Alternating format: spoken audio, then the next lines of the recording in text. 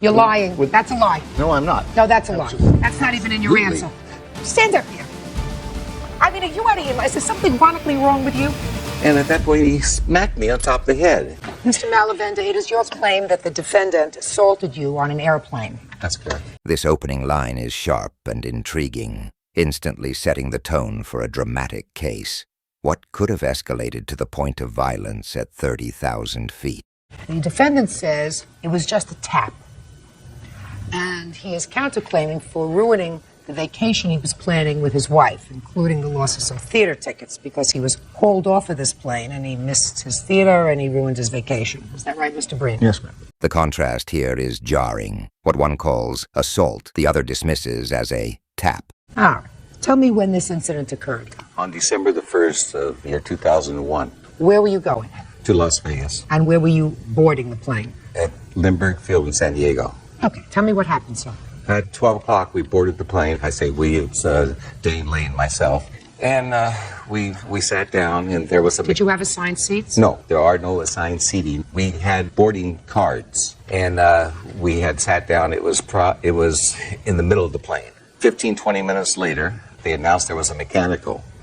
Would everybody deplane, leave their luggage, and return to the same seat? It would take no longer than an hour. At that time, we did. And we came back within the hour, and they said, well, it's going to take longer to get the part than we thought it was. So they said, we're going to take another piece of equipment. Everybody go to gate 6. Another piece of equipment, meaning another plane? A plane, yes, ma'am. Then at that point, both my friend and I went to gate 6. They opened up the gates, and they said, don't worry about seats, just grab the first seat you come to. It was the same airlines? Yes. Excuse me, Quiet. And Not assigned seats?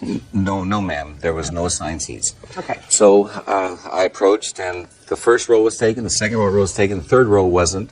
So I let my friend, he doesn't fly that often.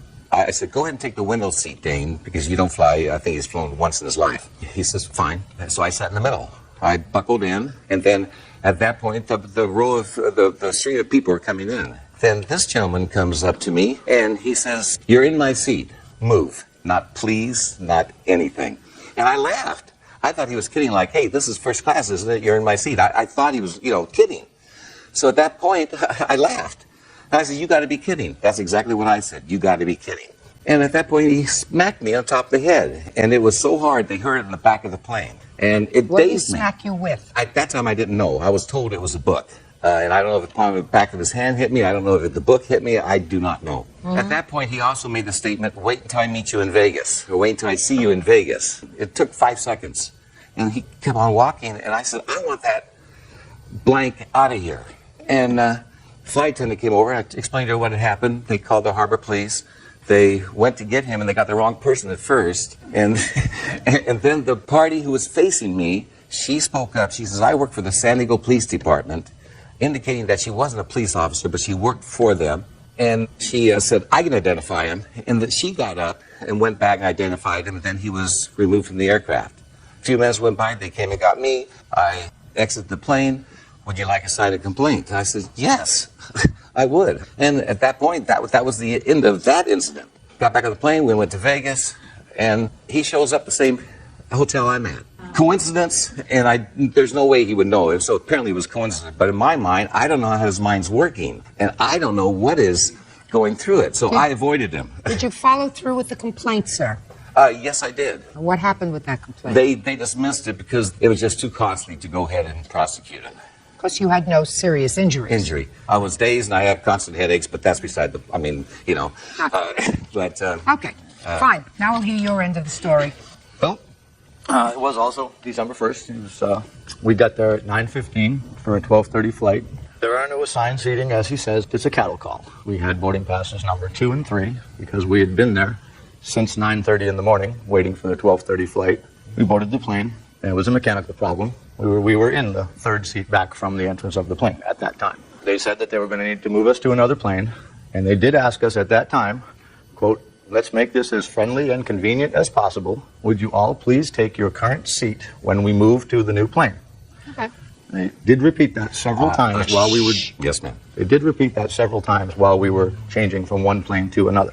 Got onto the plane. I don't believe I've ever seen this gentleman before in my life. Whether he was in the window seat, I don't know. This gentleman and his friend who was in the windows. Try looking at me when you're testifying, sir. In the aisle seat. I asked him to move. I did say, "You're in my seats. What do you think you're doing? Move." He laughed. Said, "What, are you kidding me? No way. Not going to happen." Waved me to go to the back of the plane. I asked him again to move. He continued to laugh in my face. I did at that point lean over the back of the seats in front of him and did mention that when we reached Las Vegas, he might prefer to have me as his friend. Not the most intelligent thing that I've ever done, but that is what I said. At that point, he stood up and said, "Oh, come on, I'll be your friend. Come to my hotel. I'll buy you a drink. We'll have a great time." You're lying. That's a lie. No, I'm not. No, that's a lie. That's not even in your answer. That's not even in your answer, sir. Don't make up stories as we're moving along here. Don't make up stories as you move. He's sitting in a seat. He's buckled in. You lean over. And what you said in your answer was you acted foolishly, but you tapped him with the soft end of a paperback book. After he stood up and had words with me and was in my face laughing, waved me to the back of the plane one more time. Yes, he was standing up to provoke me. And yes, he was provoking you? Are you out of your mind? I mean, are you out of your mind? Is there something chronically wrong with you? You put your hands on somebody over a seat in a plane? Is there something wrong with you? Judge Judy's no-nonsense attitude cuts through the excuses. Ma'am, after a 3-hour wait to get onto the plane. Everybody waited for 3 hours. Everybody had a deep plane. Everybody. Yes, ma'am. You weren't the only one. You weren't taking a private plane, were you? No. So you're getting on a plane. Somebody is sitting in a row that you had been on in a previous plane. You told them to move. They didn't move, and you hit them. That's what happened. I mean, that's the long and short of it. You can't do that. I mean, what did you say to him? You're his wife. What did you say to him? I was ahead of him in line, and I didn't actually speak to my husband. I was watching the situation. Stand up here. You get back in your seat. You saw what he did. What did you say to him?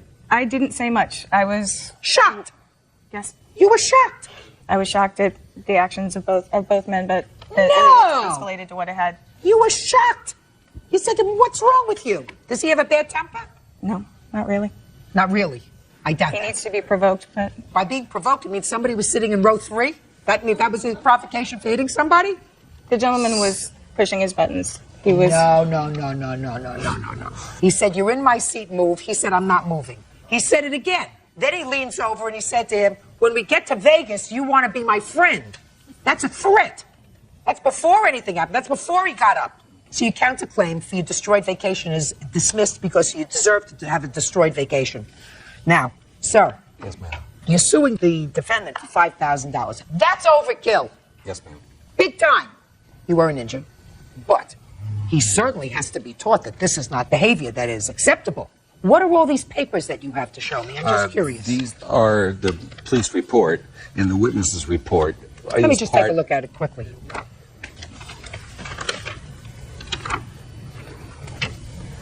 And my witness officer. Yes, ma'am.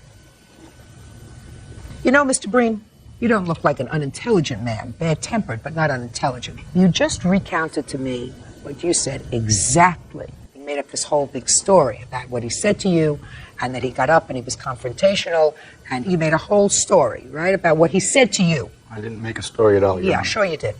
And you remembered it, you recounted it. How many months later? 6, 7, 8 months later, you recounted that statement to me, as if it was gospel truth. Is that right, sir? That's what happened on the plane, Your Honor. All right. So what I'm suggesting to you, sir, is do you think one's memory becomes clearer as time goes on, or do you think it becomes dull? It comes a little dulled. Of course. So I'm going to read you what the police said. Police said, suspect Breen made the following statement, and then talks about having to deplane one plane for another, and you were told to take the same seats. Breen asked him to move, and Malavenda laughed and refused. As Breen was walking away, and this is your statement, Malavenda made a smart comment, which Breen could not recall. So you're saying you're one of the few people who, after a period of time, without hypnosis, without truth serum, things become clearer than they were on the day of the incident. So to the police, you couldn't recall what he said to you, but to me, 8 months later, you recall every word. Judgment for the plaintiff in the amount of $1,500. Your counterclaim's dismissed. That's all. Parties are excused. You may step out. The way he said, "You're in my seat, get out." I laughed. I thought the gentleman was kidding. I was wrong to hit him. I saw him hit Tony upside the head very hard with a paperback book. This book, on the open part, pretty much like that.